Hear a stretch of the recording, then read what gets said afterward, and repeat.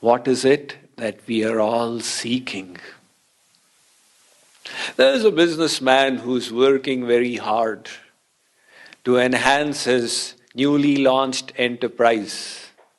He works like from morning 7 to night 3. I have a businessman friend in USA. His health is bad. He says, Swamiji, I used to work like a Rakshas. Of course, he's wealthy, but he admits he was working like a Rakshas. So that is the amount that people apply themselves to their work. You ask him, why do you work so hard? Why? He says, so that I can enhance the production of my company. Why do you wish to enhance the performance of your company? So that I can earn a lot of money? I see, so it's all about money. But why do you want money? Why do I want money? It will give me the things of the world. What kind of things? Things to taste, things to touch, things to see, things to smell, things to hear. God has given us 5 senses, and we want the objects of these senses. All right, so why do you want these 5 kinds of things? It will give me happiness. So ultimately you are searching for happiness. This question, why do you want? What do you want? This series of questions ended in happiness. Ask the same series of questions to anyone in any country of the world, practicing any profession. What do you want? Whatever he says, why do you want this? Whatever he answers, why do you want this? This series of questions, each time, is going to end on happiness. In other words, the united common desire of all of us is happiness. It's a different matter that we are searching for happiness in different things. Somebody's intellect has decided that if I can have the Cadillac, I will be happy. Somebody's intellect has decided if I can get the bungalow by the beach, I will be happy.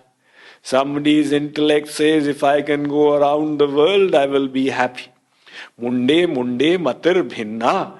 The intellect of everyone is different, but the goal is one. Now, one last question. Why do we want happiness? Simple question. Why do we want happiness? Swamiji, I have never thought of that. I know I want happiness, but why? I don't know. Tell me, is there anyone who wants misery in opposition to happiness? There is nobody like that. Otherwise, we are all different. We all have different facial appearances. We have different fingerprints. That's the reason behind the biometrics nowadays. Electronic fingerprints. This little bit of area and 7 billion people on the planet Earth, and we've got different biometrics. That's the extent of variety that the Creator has filled into the world. We have got different voices. I always keep getting into trouble because of this. Somebody rings me up, Radhe Radhe Swamiji, Radhe Radhe, Swamiji, how are you? I'm fine, but who's speaking? You please guess. How should I guess? This is some video call? No, you have to guess from my voice. If you don't guess, I'll feel hurt. I speak to so many people, but this person expects that I should recognize from his voice and say, oh, you are so and so. But very often we do recognize because everybody's voice is different. Everybody's bodily smell, aroma is different. You may not realize it, the dog does. The dog has been given a very powerful nose. It recognizes people more by smell than by sight. That is why you go to your friend's house who has a pet dog, and that dog sees you and barks. However, when you go close, he smells you and realizes, oh, this smell is in my memory file. He is an acquaintance of mine. So we are different in every way. Why then are we all the same in this question of desire for happiness? Has it been programmed within us? We were not taught to seek happiness. Like in our childhood, we were imparted so many instructions. My child, always speak the truth. My child, never speak lies. Beta, you must never steal other people's property. Parents instructed us, teachers taught us. Did we also receive this teaching? Beta, you must only seek happiness. It should not come about that you make misery the goal of your life. This instruction was never given to us. In other words, without being taught by anyone, this desire for happiness awoke within us. And it was the first slogan we raised upon birth.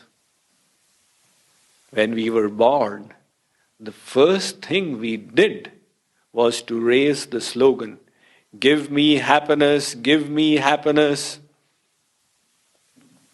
You will say, Swamiji, we raised such a slogan when we were born, but we could not even say A, B, C, D, K, K, G, H. No, not the kind of empty slogans of the world. We raised it with all our heart. What did we do when we were born? We cried. All of us cried. We've forgotten now, but we did. And why did we cry? Because in the process of birth, we experienced pain. And by crying, we gave vent to our emotions.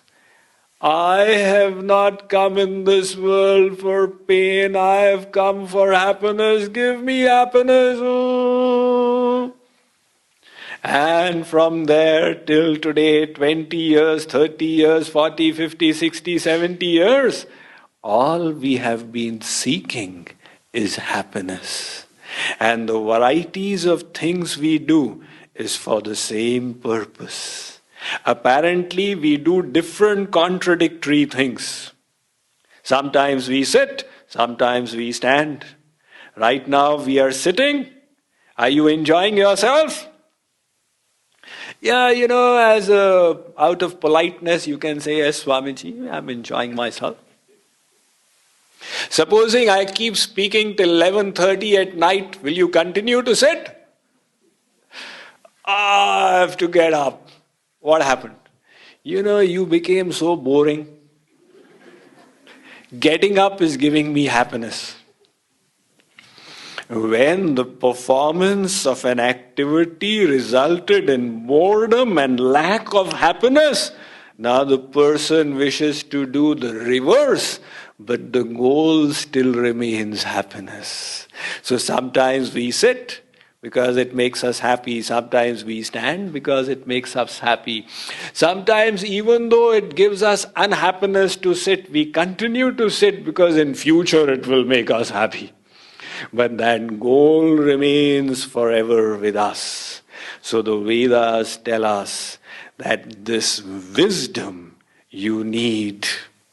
If you wish to control your mind, you first of all decide the answer to this question: why do you seek happiness?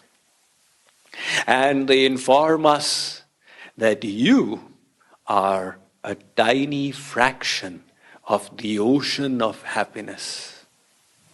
When Swami Vivekananda went to the West, he was fond of addressing people, "O ye children of immortal bliss." We all are children of immortal bliss. Why? Our source, the eternal Father, is an ocean of infinite happiness, infinite bliss. Anando brahmeti vyajanat anandadhyeva kalvimani bhutani jayante anandena jatani jivanti anandam prayanti abhisamvishanti. Taittiriya Upanishad of the Yajurveda is saying that Supreme Lord who has created us is an ocean of infinite bliss. It is from Him that we have emanated. It is within Him that we are situated. So because we are fragments of the ocean of bliss, we are naturally drawn to bliss.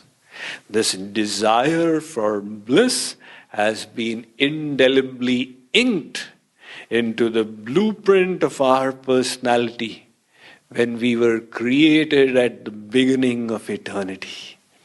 And until we find that perfect bliss which will satisfy us, we will never be contented.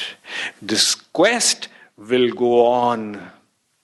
And no matter whatever material happiness we give to our soul, the soul from within will give the decision, I am still not satisfied. Give me the divine bliss.